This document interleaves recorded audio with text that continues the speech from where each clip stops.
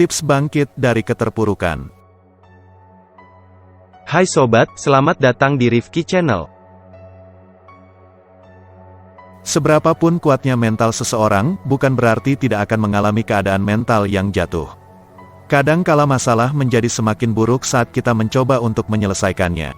Setiap orang pernah mengalami atau merasakan keadaan mental yang jatuh dari waktu ke waktu.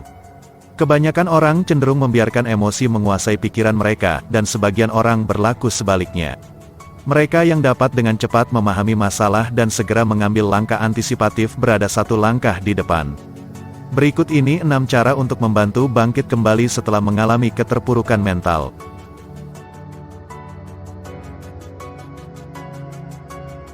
Pertama, sadar dan mengakui masalah. Kalian keliru jika menyangkal bahwa masalah tersebut tidak nyata. Ketika kalian sudah sadar dan menerima adanya masalah, kalian akan bisa mengambil langkah lanjut untuk menyelesaikannya. Kedua, melakukan aktivitas fisik.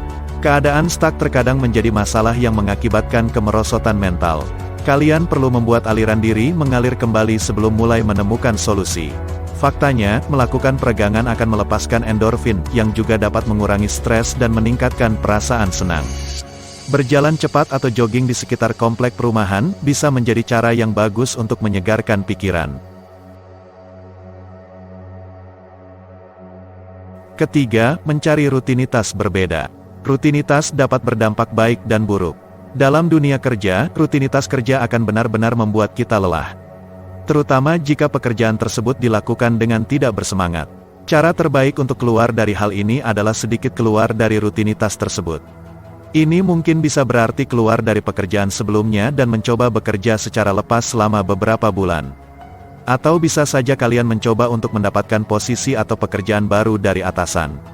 Apapun itu, akan lebih baik untuk tidak bekerja jika kalian merasa tidak bahagia dan terkucilkan.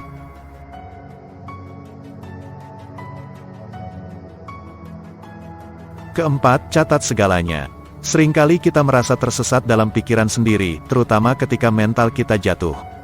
Kita menghabiskan banyak waktu memikirkan solusi tapi melupakan beberapa yang sebetulnya bagus. Mencatat semua hal yang dilakukan saat melalui proses tersebut bisa bermanfaat. Misalnya untuk meningkatkan kreativitas atau menyimpan ide-ide yang terlintas untuk diwujudkan di kemudian hari.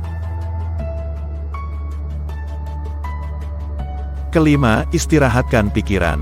Mental yang jatuh bisa saja terjadi karena kerja yang berlebihan. Otak akan merasa lelah dan ia harus beristirahat. Saat berada dalam kondisi mental yang jatuh, jangan paksakan untuk mencari solusi sepanjang malam. Sebaiknya hentikan sejenak pikiran kamu dan beristirahatlah. Saat terbangun, bisa saja kamu mendapat pikiran yang lebih segar dan siap mengatasi masalah yang ada. Bahkan beberapa orang menemukan jawabannya saat tidur. Keenam, berkonsultasi dengan orang lain. Beberapa orang merasa perlu menangani kondisi mentalnya sendiri. Terkadang hal tersebut memang benar. Namun, ada kalanya kita perlu berkonsultasi dengan orang lain. Orang tersebut tidak harus terapis atau penasehat resmi. Bisa teman atau anggota keluarga. Hal yang terpenting adalah orang tersebut bisa kalian percaya dan hormati. Penasihat tersebut bukan hanya untuk memberi jawaban, tapi juga dapat merumuskan solusi atau membuat kondisi kita lebih baik hanya dengan kehadirannya.